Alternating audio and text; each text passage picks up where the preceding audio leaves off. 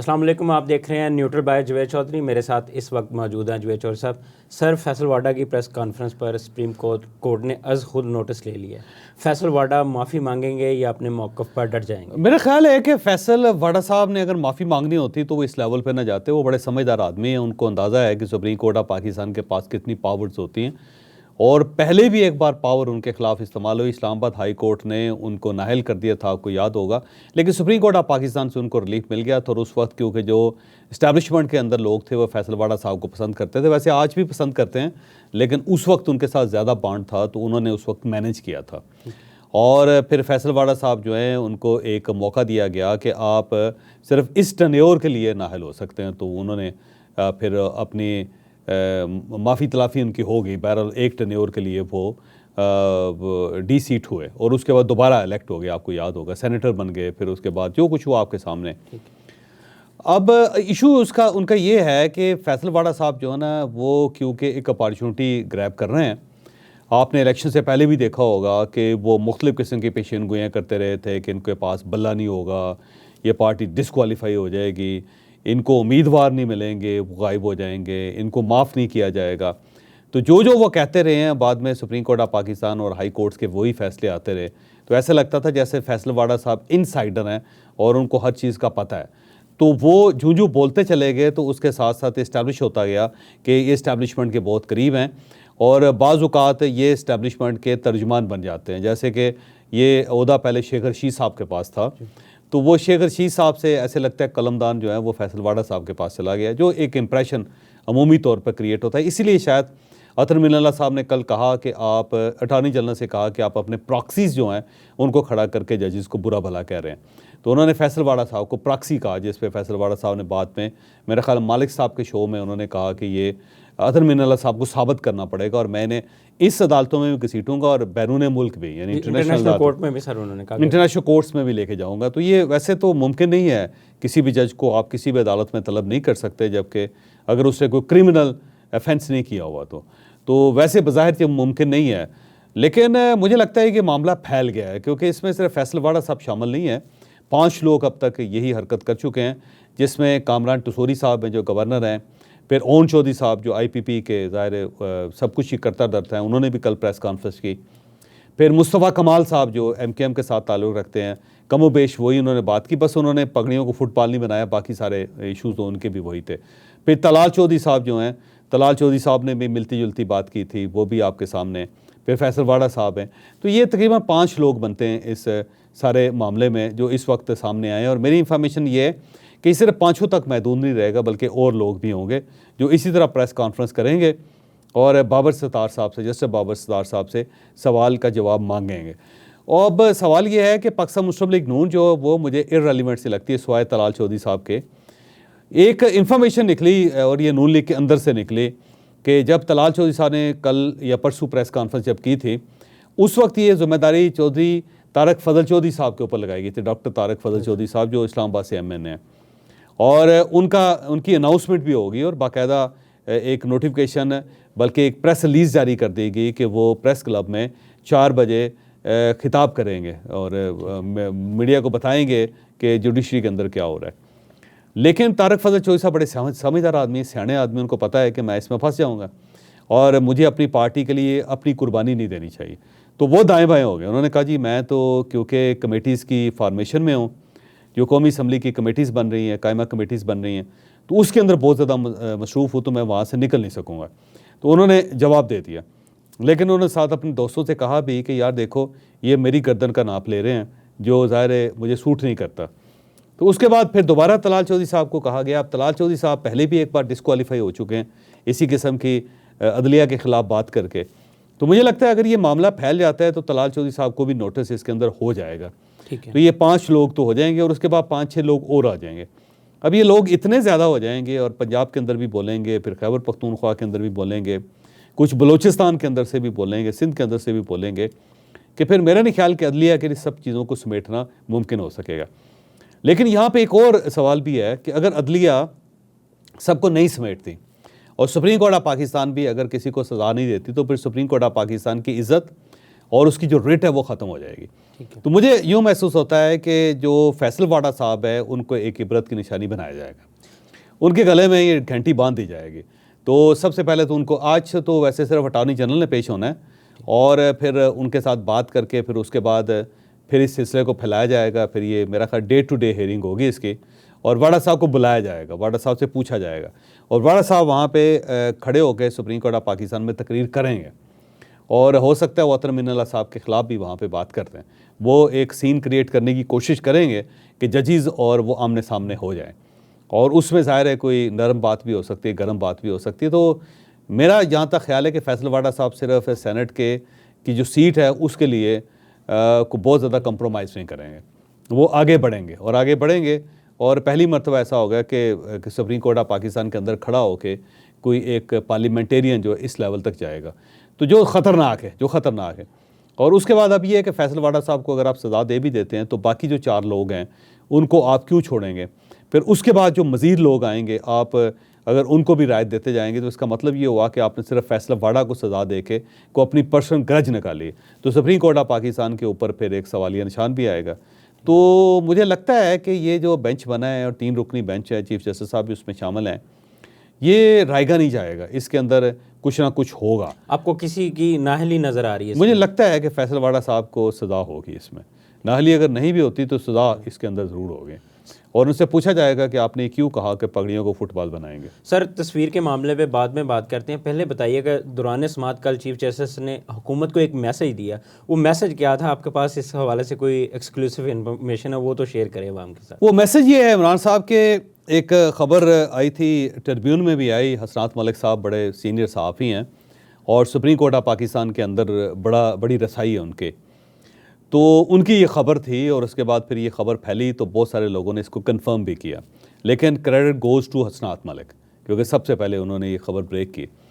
वो ख़बर ये है कि जो चीफ जस्टिस पाकिस्तान है उन्होंने एक्सटेंशन लेने से इनकार कर दिया क्योंकि गवर्नमेंट का ख्याल ये था कि इनको 3 साल के लिए और रिटेन किया जाए क्योंकि ये इमरान खान साहब जो हैं इनसे बहुत ज़्यादा खाइफ हैं और ये इमरान खान साहब के भी ख़िलाफ़ हैं बकौल उनके। तो सोचा ये गया कि अगर इनको एक्सटेंड कर दिया जाता है तो फिर इमरान खान साहब बाहर नहीं आ सकेंगे और कोई अनड्यू फेवर पाकिस्तान तहरीक इंसाफ को नहीं मिलेगी क्योंकि गवर्नमेंट को एक गलत फहमी है कि मंसूर अली शाह साहब जो हैं वो प्रो इमरान खान है और वो सॉफ्ट कॉर्नर रखते हैं, या वो पुरानी जुडिशरी जो थी जिसमें उमर अताब बंदियाल साहब थे, जिसके अंदर एजाज़ुल एहसन साहब थे, जिसके अंदर जस्टिस मनीब थे और जिसके अंदर जो पुराने हमारे चीफ जस्टिस हजरात थे वो थे, तो ये सारा वो ग्रुप था और सबका ख्याल ये है कि उस ग्रुप का एक हिस्सा है और आखिरी ये उनके दरवाजे बचे हैं जो यहाँ पे मौजूद हैं और जब अगर ये चले जाएंगे तो फिर पुराने जो लोग हैं उनकी यहाँ पे बाकियात नहीं बचेंगे। तो गवर्नमेंट नहीं चाहती कि जस्टिस मंसूर अली शाह साहब जो हैं वो यहाँ पे चीफ जस्टिस बने और उनका रास्ता रोकने का सिर्फ एक ही तरीका है कि आप जो चीफ जस्टिस ऑफ पाकिस्तान है उनकी जो मुद्दत है उसको 3 साल कर दें, यानी जब आप चीफ जस्टिस बने और ख्वाह आपकी उम्र 65 साल ही क्यों ना हो रही हो, 65 साल से 1-2-4 दिन पहले अगर आप चीफ जस्टिस बन जाते हैं तो फिर आपको फौरी तौर पे आपको 3 साल की मुद्दत मिल जाएगी। जैसे आर्मी चीफ होता है वो 3 साल उसे मिल जाते हैं ख्वाह वो रिटायरमेंट की एज को ही क्यों ना पहुँचा। तो अब गवर्नमेंट का ख्याल ये था कि एक कानून के अंदर तरमीम की जाए और उस तरमीम के तहत जो चीफ जस्टिस ऑफ पाकिस्तान है उसकी मुद्दत को तय कर दिया जाए जिस तरह बाकी अदारों के अंदर होता है और मकसद उसका ये था कि काजी फ़ाइज़ ईसा साहब को होल्ड किया जाए।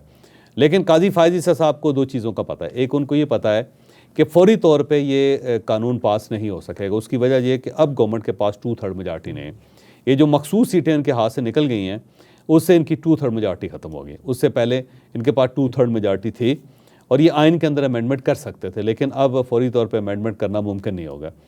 ज़्यादा से ज़्यादा ये कानून के अंदर तरमीम करेंगे सिंगल मेजॉरिटी के साथ और वो फिर सुप्रीम कोर्ट ऑफ पाकिस्तान में चैलेंज होगा। जब सुप्रीम कोर्ट ऑफ पाकिस्तान में चैलेंज होगा तो काजी फ़ाइज़ ईसा साहब ऐसा मुकदमा क्यों सुनेंगे कि जिसमें वो खुद फरीक हैं या खुद बेनिफिशरी हैं।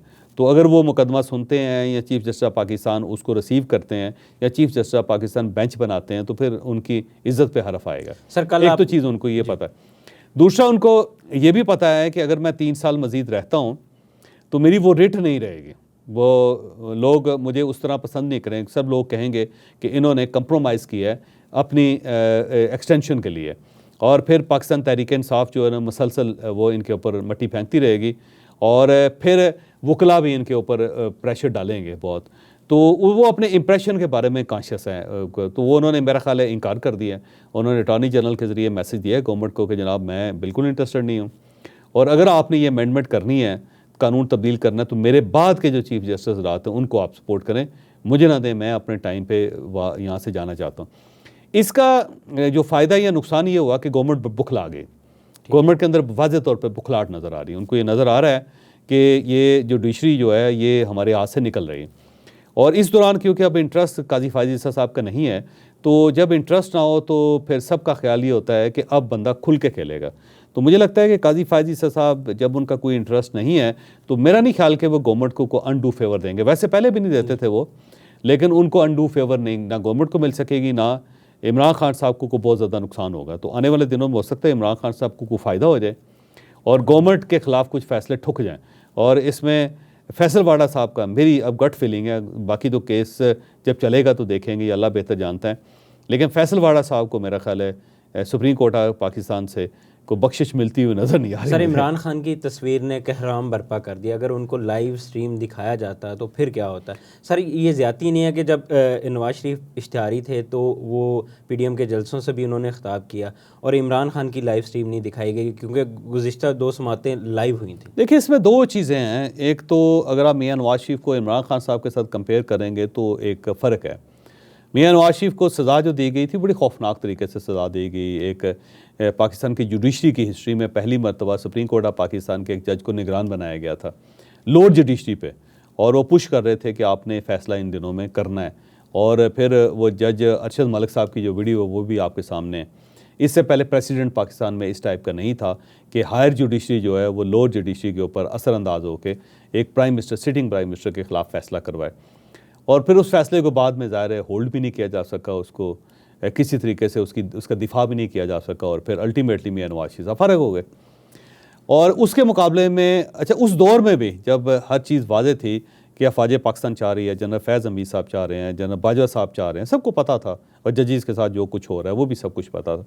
जो जज अरशद मलिक साहब थे उनका तो मियाँ नवाज शरीफ साहब के साथ रब्ता था। एक मियाँ नवाज शरीफ साहब और अरशद मलिक साहब का एक मुश्तरका दोस्त था, और उन दोनों के दरमियान बाकायदा रब्ता होता था। और अरशद मलिक साहब जो थे वो कहते थे जनाब कि इस केस में कुछ भी नहीं है, बल्कि उसने दोस्त से ये कहा कि कल फ़ैसला मियाँ नवाज शरीफ साहब के हक़ में हो जाएगा, और मैं चाहता हूँ कि मैं ख़ुद जाके मुबारकबाद दूँ मियाँ साहब को जाती उम्रा में उनके घर जाके।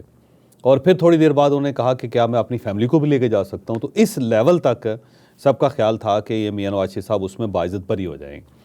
लेकिन फिर रात के वक्त अचानक जज साहब के साथ रब्ता सबका मुनक़ता हो गया, ख़त्म हो गया। और जब ख़त्म हो गया तो फिर जो दोस्त था जो दरमियान में था उसे फ़ील हुआ कि गड़बड़ हो गई कोई, तो उसने फिर मियाँ नवाज शरीफ साहब से कहा कि ये सूरत नहीं डेवलप हुई है, अब मुझे समझ नहीं आ रही, मैं बड़ा शर्मिंदा सा फिर रहा हूँ कि अब मैं क्या करूँ। तो मियाँ साहब ने कहा कि कोई मसला नहीं, मैं जानता हूँ ऐसी सूरत में इस किस्म की सूरत निकलती रहती है।